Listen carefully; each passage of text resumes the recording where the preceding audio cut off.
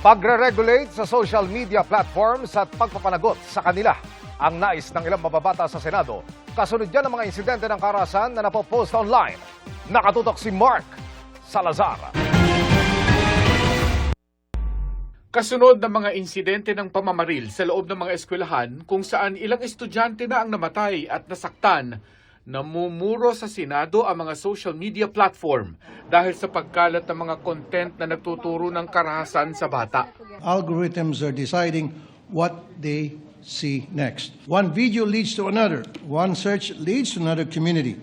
And for vulnerable child, sometimes one click is all it takes para ma-expose sa grooming, violent content, extremist material.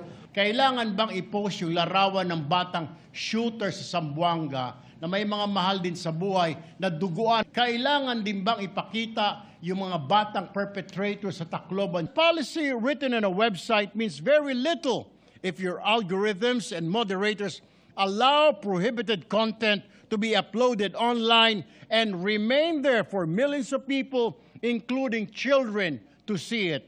Hindi maaring ang kita ay pribado, ngunit ang social cost ng kapabayaan ay pasan nating publiko. Sasabay na raw ang Senado sa pagkilos sa buong mundo laban sa masamang epekto ng SOCMED. Hindi man total ban ang mangyari, dapat daw regulated ang platform sa bansa. Yung kanilang quote-unquote mga parental controls and self-regulation hindi effective or sinasadya dahil nga nagpa-viral. Pag nagpa-viral kasi pwede mong i-monetize, pwede kang kumita doon at kawawa naman po yung mga batang makakakita po doon sa mga violent pictures.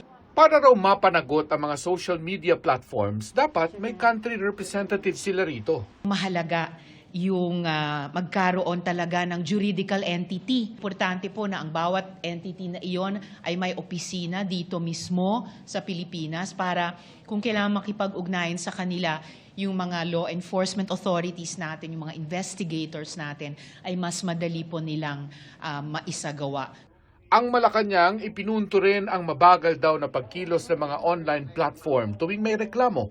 Kung hindi magkakaroon ng accountability ang anumang social media platform at para nababaliwala ang ating mga hiling para maproteksyonan ang ating mga kababayan laban sa karahasan, laban sa fake news, kung mabagal ang pagtugon, magandang pag-isipan at pag-aralan kung dapat silang manatili na parte ng ating sistema. Pero malayo-layo pang usapan ito. Ang mga diskusyon para rito ni-refer pa lang sa Committee on Public Information. Mark Salazar, nakatutok 24 oras.